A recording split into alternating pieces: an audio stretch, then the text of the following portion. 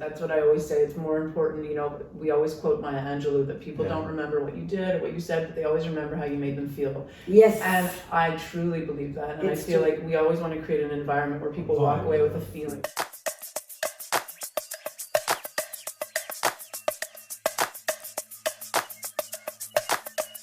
Bonjour, c'est Dani Rose de Human Connection. Alors aujourd'hui, j'ai le privilège et le plaisir d'interviewer la famille Mandy's, Mimi et Coco, Rebecca et Vince. Ils m'ont fait l'honneur de prendre le temps, pour des gens très occupés, de venir pour cette interview. Alors, Rebecca and Vince, hi, how are you? Hi. Good, how are you? Good, very happy that you're here, finally. We made it. So, I want to know about your beautiful story, your success story, your love story, what you do for Montreal and all that. So, we started Mandy's a long time ago. I feel old when I talk about it. Oh, yeah.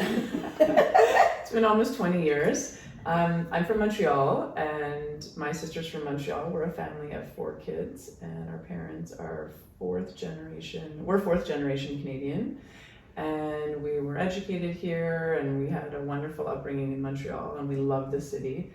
And we were finishing university and not really knowing what we were doing with our lives, and we didn't have a clear direction. What we studied in university doesn't pertain to the food industry at all.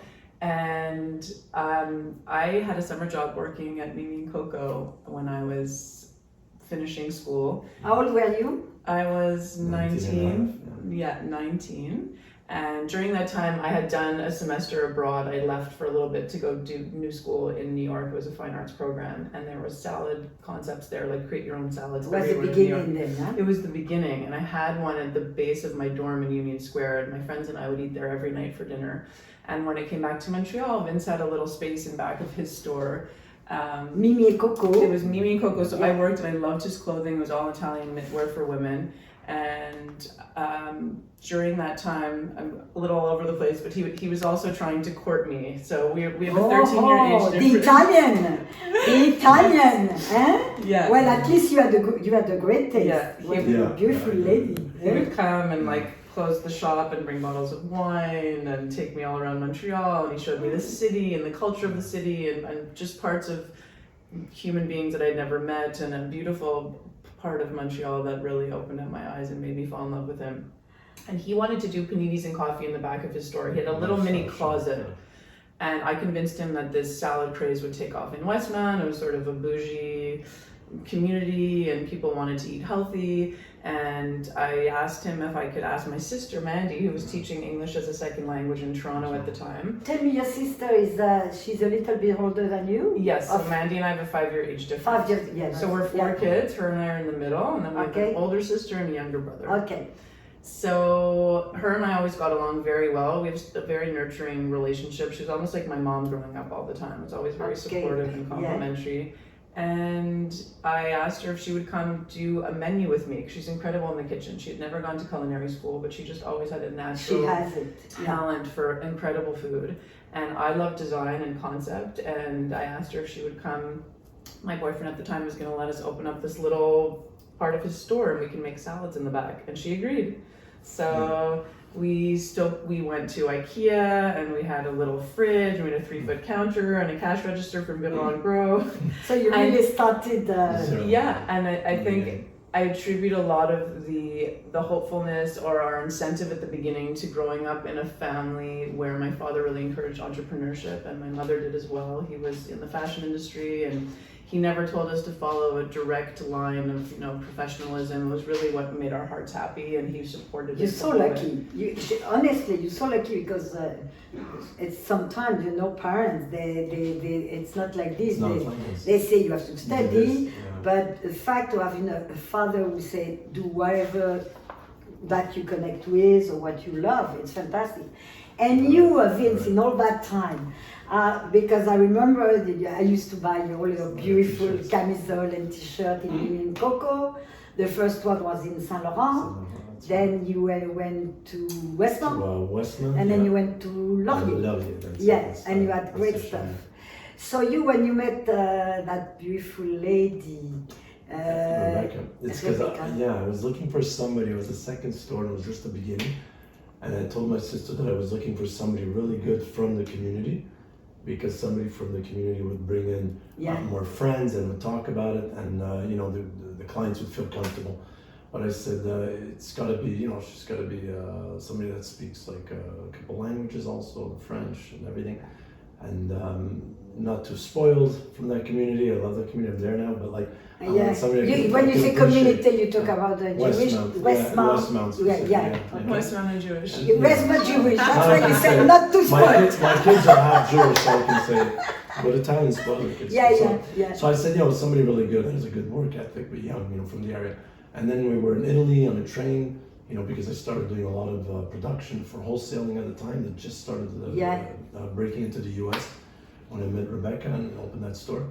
And my sister told me, I think you found the girl that we're looking for at the shop, and she's around 20. She's really nice. She's gonna like her look for the shop and for the clothing, and she's like amazing personality and all that. You'll see, and you're gonna like her for you. My sister told me. She knew the sister. And I had just broken up with a girl at the time that was 36 years old, and Becca was 20. So I said, look, it's great for the shop, but for me, that's too young. Like 20 years old. But I said, but it's okay, I'll meet her for the store. So when I came back after that trip to Italy, my sister was in the shop. I walked in one day and she says, there's the girl that I'm talking about, Rebecca Wolf, right there. So she was looking at some clothing. Actually, she was right at the wall, or then we broke down that wall to open up the space to make the menus. She was right at that wall. So I tapped on her shoulder and said hi. She turned around, and right away I thought she was like very special. Like I liked her energy right away, besides her amazing looks. And then I took her next door for a coffee, like for an interview. But I knew that I loved her, of course, right away for like the shop and everything. And so we started working there. And I was using her for modeling shoots because I was making little booklets for the shows in New York. So I needed like models, and they thought she was perfect. So that's how love started. It's a beautiful love story. So now tell us, sorry, I changed. Perfect. I wanted to talk to you. So you go to IKEA, you buy your fridge. So what do you do? Yeah, so we were not allowed to put any signage outside in Westmount at the time because we weren't zoned for a restaurant. So it was really word of mouth. And we had a small group of people, friends and family, that we told to come in. And they would come in every day, and people that ate the food really loved the food, and there was nowhere like that in Montreal where you could create your own salad, you could pick all your own ingredients. So Mandy and I were going to Metro every morning and Costco every single day. We were cooking all the chicken in our apartments and boiling all the reductions for all the vinaigrettes in our apartments, and it smelled, and it was very labor intensive, but we were obsessed with the quality. We wanted each person to come in to have an equally excellent food experience. So that was our focus at the beginning, and it took a long time. It was word of mouth, and it took years. And it took 2 to 5 years. Like a good 4 or 5 years. And then finally it took off. It was actually the mailman in Westmount who came in one day to deliver mail, and he's like, you're the busiest lunch place in Westmount, and we had no idea because we were working behind this little counter for years, But the people that did come in really loved it. And but it remained a secret for many years at the beginning until we opened up our first storefront. So when was your first storefront? So we opened up our first storefront. In Westmount, huh? Yeah, so we opened up 2008. We did the second Laurier location. So when he wanted to open up in Toronto, we opened up with him. And then get that client base now, because nobody there really knew Mandy's. It was all the West Side people. So we need to get Montreal's cut between English and French. Now we need to get and Laurier, really, I used French to go a lot clients, because they're going to understand this and appreciate it. And then everybody else will follow. So 2013, we opened up our Sherbrooke location. Vince was leaving his lease, and we were nervous if we could support our own rent, and we were very scared. And we opened up one block just west of where we were inside of Mimi Coco. And day one, there was, such a warm welcome. And that's where we had, people coming in that were bus drivers and doctors and firemen and men that weren't comfortable coming into a women's clothing store. We realized that there was a much larger market for people that wanted to eat healthy. And with each store, we were able to open up a new store. So we would save money and then we would open up. When we opened on Crescent, we were really scared and everybody told us, you're gonna have to sell sandwiches. There's no way you're gonna pay this rent, which is salad. So it's all very scary, Big but it's, step. you know, our biggest motto is no risk, no reward. And we really believed in the product and we believed in the lifestyle. It was something that we wanted to eat every day. Okay. And Crescent, I would say now it's your biggest store, no? What's your biggest store right now? Our flagship is in Old Montreal. Yeah, And I know Montreal. Yeah, too. and it really supports like a large part of our catering and wholesale business. So we Okay. use that kitchen as sort of like our kitchen hub. And you told me you have 8 stores in Montreal. We have 8 stores in 8 Montreal. Yeah, And you sell in like metros and all that, your salad. yeah, we started a big license and So distribution. you became like a huge corporate. I don't company. know. We're still doing it ourselves. Yeah, It's hard. it's Yeah, always very and you know what I important. love? I love and I know that's you. I love your taste because whatever you do in your places, the decoration, it's so special. You never Thank you. copied nobody. Thank You were you. always the first one to bring that new look. Thank You know, you. like Thank you. the flowers and the palm trees wall and all that. I just Danny always and I want were there to the be first one. a feeling. That's what I always say. It's more important, you know, we always quote Maya Angelou that people Yeah. don't remember what you did or what you said, but they always remember how you made them feel. Yes. And I truly believe that. And It's I feel true. like we always want to create an environment where people walk away with a feeling. So yes. I think the decor and the energy, whether it's lighting or music or beauty that you're, you know, immersed in, on top of the amazing food, it's Yeah. going to have people walk away with a positive That's why vibe. you're so successful. And now we're going to talk to, no, you have one store in Toronto, okay? Yeah. And maybe another one coming? Yes, we're Yes. opening up a few in Toronto. Yeah, Toronto, I mean, Yeah. 2 sure. more. Toronto's on fire. Toronto is on Big fire. year. Toronto is, Big year. Like Yes. Washington is a big, Yeah. massive year for men. Yeah. 2 more like strong Yeah. locations. No, So, Toronto is Yeah. amazing. yeah, Toronto for, business is always. But we're going to talk too about what you do for the community. This is incredible. So tell us, how did you started helping immigrants? How that story started? So back in 2017, it was November, and we got an email from a friend of ours that was explaining that there was this huge refugee claimant crisis in the hospitals at the time, and did we want to help out a family? And we responded yes, and showed up at a family's apartment in Lachine. There was parents, there was a 4-year-old daughter, 8-year-old daughter, and a 1-week-old daughter was in their apartment. All they had were 4 fold-out chairs. That was it. She had towels that she was using for pads. She was still, bleeding from her birth. And, Mandy and I our hearts exploded open. We couldn't believe what was going on. And we helped that family move in, and we got furniture and we helped. And then we found out there was another few families in that same building.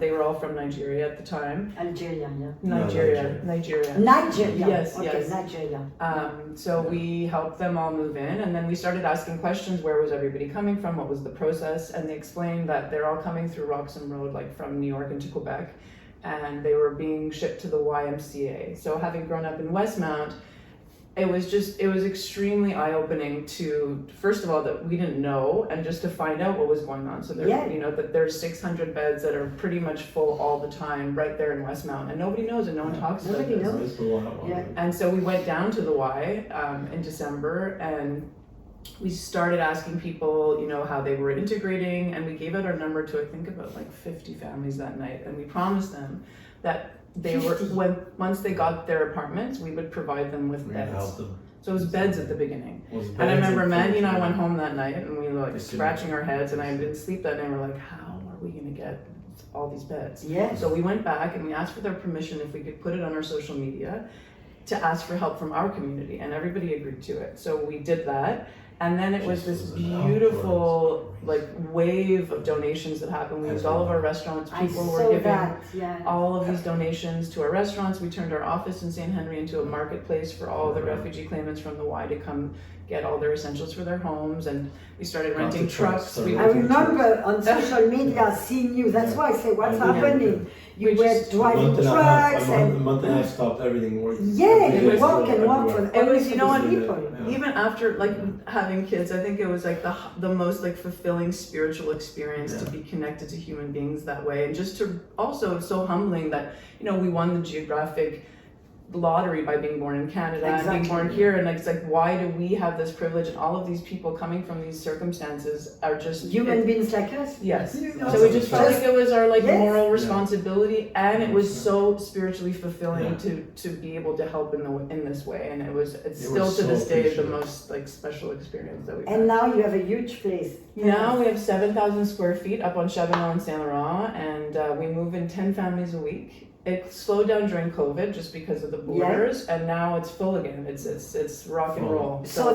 what do they do, the immigrant? They go to this place and they can find clothes and they can find beds. We focus on furniture, so that's really the Welcome Collective is yeah. really furnishing people's apartments when they get here. So when they come, they're given $1,000 check per family, and they have to go find an apartment. The government gives $1,000. That's Then go. Yeah. Go. So imagine family with 5 kids. You know, buying groceries, buying furniture. They don't have stay in a beds. little place. So we partner with huge companies. IKEA's been unbelievable. We IKEA, have beautiful yeah. sponsorships with a lot of furniture companies that help us furnish people's apartments, and we have donations all the time. So we'll coordinate pickup from you if people want to get rid of stuff. And it's sort of like a marriage of two different needs, because sometimes you have to pay 1-800-GOT-JUNK or whatever. So now we'll come pick it up for free, and you're giving it to a family in need. So yeah, because let's say I want to give something. Yeah. I call you, a truck comes, Yeah. and they Yeah. take care of everything. Yeah. So you have how many people working there in Chabanel for you now? I think full-time employees there's about 6, and we have a ton of volunteers that come through. So we have, and it's a beautiful sort of like relationship building. That first family that I told you about, they still work with us at Mandy's, and they're amazing people, and their mother and father both work with us. Yeah, We've met so many people along the way that we still have, that we still work with. And Fantastic. yeah, that's really nice. So that's it's a great achievement, and you. So what do you do, Vince? You work for that, and you still in your Mimi and Coco, or do you do stuff at Mandy's? Yeah, so I do many different things. Also, I still do all my buying for Mimi and Coco because I stopped production 10 years ago. Okay. So I do all the buying for the store and the branding. But I also started producing again shoes from southern Italy this last season. Okay. Like beautiful Greek sandals and classic Italian shoewear for women, I like to call it. Then I help, with Mandy's I help, not necessarily day to day, of course I give all my, any interesting ideas that I have because I'm a big gourmand, I love food and all the world, always about where I'm eating and how and the decor, so I'll give her always my inspiration for sure, and then she can choose to use it or not. Anyway, it's a good mix, because your food and... So I think you very inspiring. You're a great couple, and what I like it's you became so successful, but you somebody who looked like kept very humble, still, and so generous, helping people because you don't have to do that. So now I'm going to ask each of you. I always do that in my interview. If there is a message you want to leave to people listening to us, what is the message, Rebecca? Go. If you do what you love, you'll never work a day in your life. Oh, that's beautiful. And you? Well, she stole my line.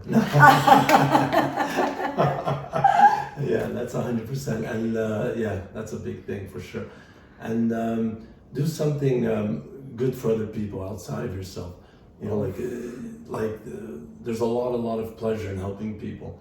You help other people achieve and do well in life, and for free. Don't ask them for anything for it. Just do it out of your heart to connect with human beings, and to inspire them and to show them that this is the right way forward. Give a helping hand when you need to, and just do it for the hell of it, because you want to show that positivity should take over the world instead of negative actions. That's what we call it, human connection. The heart, with the open heart, connecting with human. I mean, this couple is a proof, and I feel like, that we have to help each other more than ever. We have to connect.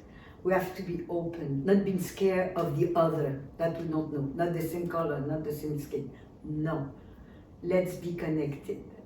So I hope you like that interview. You can share it with your family, your friends. And if you like it, put a like. And if you're not subscribed yet, subscribe. Ciao.